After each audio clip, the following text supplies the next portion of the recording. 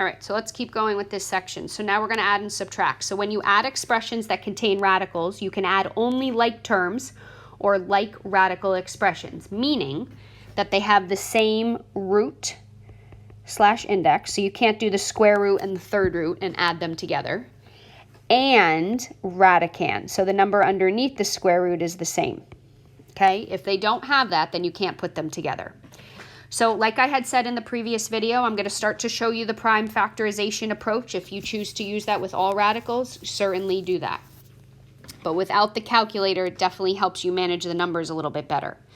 So we're going to simplify the expression. So square root of 20. Well, 20 is made up of 4 and 5, which is 2 2s and a 5. 125 is made up of 3 5s. And 45 is 9 times 5, and 9 is 2 3s and a 5. So I'm taking the square root, which means I'm circling groups of like items in 2s. So these 2 2s can go, these guys can go, and these guys can go. So whatever got circled comes out. So radical 20 is 2 radical 5. Radical 125 is 5 radical 5. Radical 45 is 3 radical 5.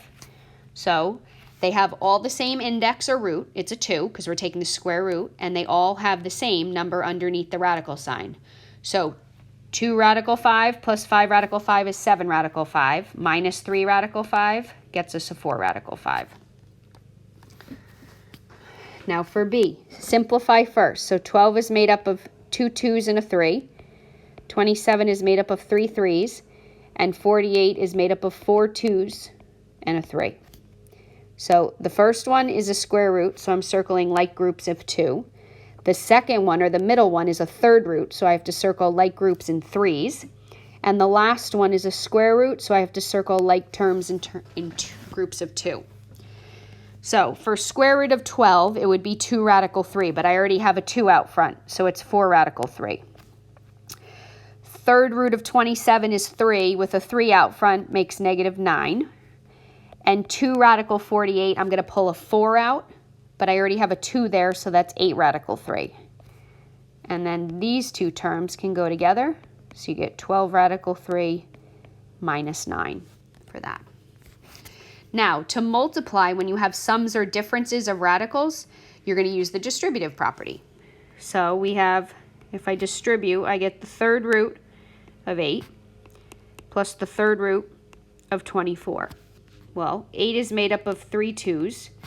24 is made up of 3 2s and a 3. So I'm taking the third root, so I'm circling like terms in groups of 3s. So the first one's a perfect cube for 2. The second one, the 2 comes out, and I have the third root of 3 left over. For B, this is a FOIL opportunity. So 6 radical 3 times 6 radical 3.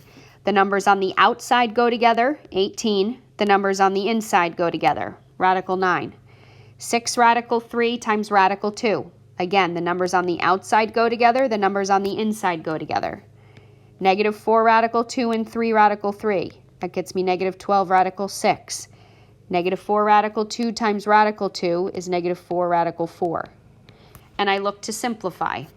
So 9 is made up of 2 3s. That can be simplified. 6 is a 2 and a 3. Can't do anything there. 4 is 2 and 2. So 18 times 3 is 54. These two are like terms. That's negative 6 radical 6. And then 2 comes out, and I get a negative 8.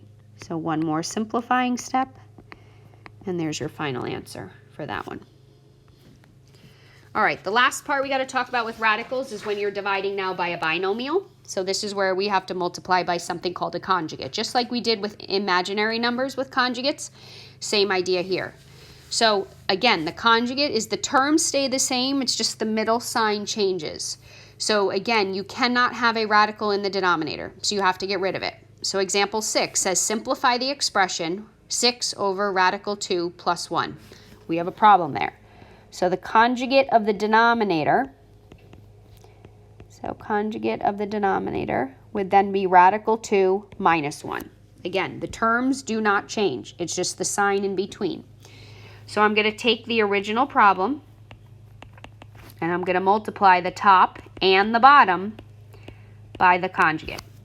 When I do that, we distribute the top, so I get 6 radical 2 minus 6, and I FOIL the bottom. So radical 2 is radical 4, minus radical 2, plus radical 2, minus 1. And you should always find the middle two cancel. Radical 4 we know is 2, and 2 minus 1 is just 1. So you get 6 radical 2 minus 6 for a final answer. Now, again, you can have a radical in the numerator. You cannot have it in the denominator. So with this last example, the focal point is the denominator. We got to get rid of that. So the conjugate would then be 2 plus radical x. So we have our numerator, we have our denominator, and then we're going to multiply by the conjugate. So both situations we're foiling. So we get 6 plus 3 radical x plus 2 radical x plus radical x squared, which again, I'm just going to make that